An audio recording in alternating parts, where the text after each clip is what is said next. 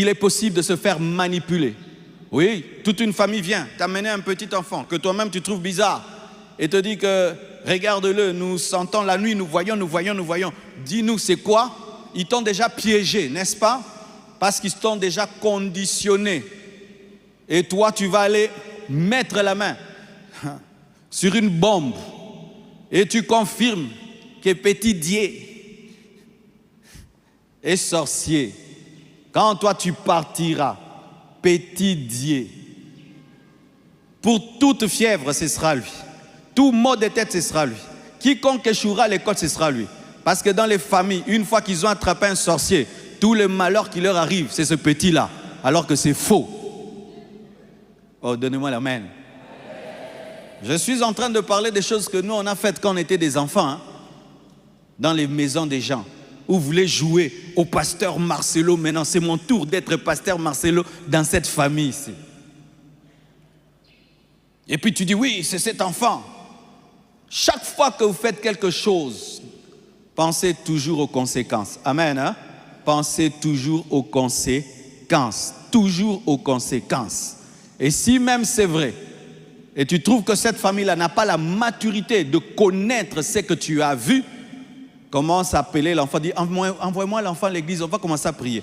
Tu pries pourquoi? Ce n'est pas votre problème. Le médecin ne dit pas tout ce qu'il fait. Oh, donne-moi l'amen. Ah oui? Moi, j'ai vu des gens comme ça, hein, m'amener un enfant, et puis, pasteur, tu as vu quoi? Dieu me dit, ne dis pas. N'ont pas la sagesse et la maturité de savoir ce que tu sais. Ils vont détruire la vie de cet enfant. Ne dis pas.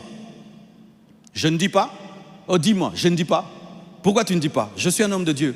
C'est mon secret avec Dieu. Je ne vous dirai pas. Ce n'est pas parce que tu as vu que tu dois tout dire. Tu peux détruire la vie de l'enfant là. Parce que tu vas le laisser dans les mains des méchants et qui vont refuser de payer ses études, de le nourrir, de le vêtir. Et cet enfant peut mourir après 3 ans. Mais toi, tu n'es pas au courant. Alléluia. Donc quand tu opères dans la puissance, opère avec sagesse et discernement. Tu es allé sauver, tu n'es pas allé détruire. Acclamons le Seigneur.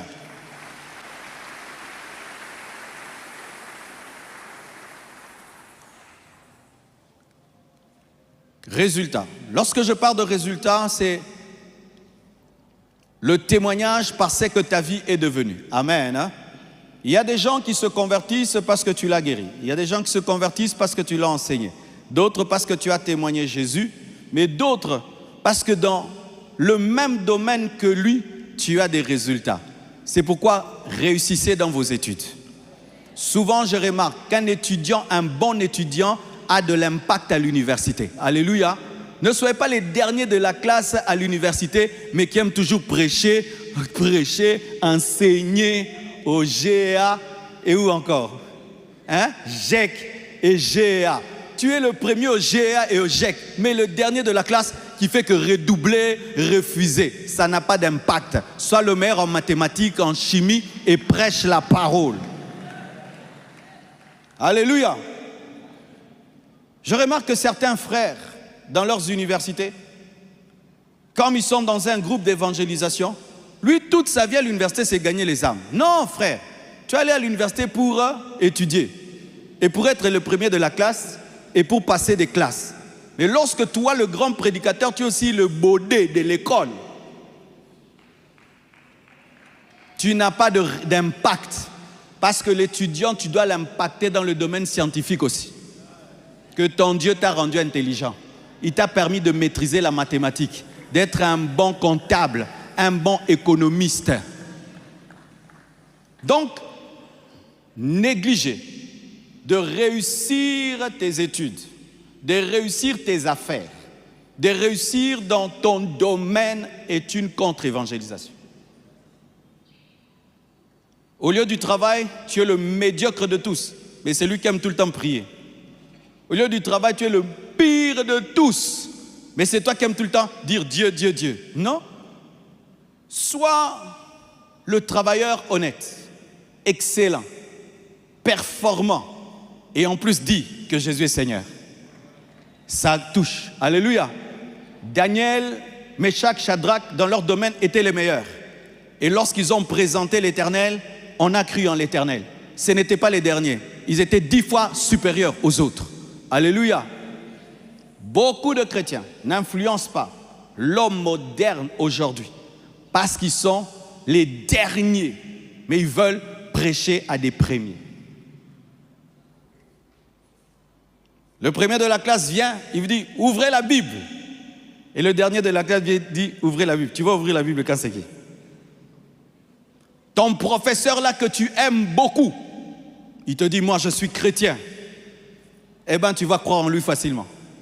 Combien de professeurs ont conduit leurs étudiants dans l'occultisme? Ça commence comment? Par l'appréciation. Je veux être comme. Et puis il te dit que son secret, il est dans une loge. C'est pourquoi il maîtrise telle science. Mais si ce même professeur disait à un étudiant, je prie le matin, je lis la Bible, je parle en d'autres langues, il va devenir un grand serviteur de Dieu. Nous ne prêchons pas l'échec. La sainteté n'est pas contre le succès. La sainteté n'est pas contre le succès. La sainteté n'est pas contre le succès. Réussissez en tant qu'homme d'affaires. Réussissez en tant que commerçant. Réussissez en tant qu'étudiant et prêchez la parole au travers de votre succès. Où tu dis, voici ce que Dieu a fait de moi. Alléluia. Qu'est-ce que Dieu a fait de toi? Qu'est-ce que ton Dieu a fait de toi que tu peux présenter à un païen? Dieu te fait seulement prier. Il te donne aucun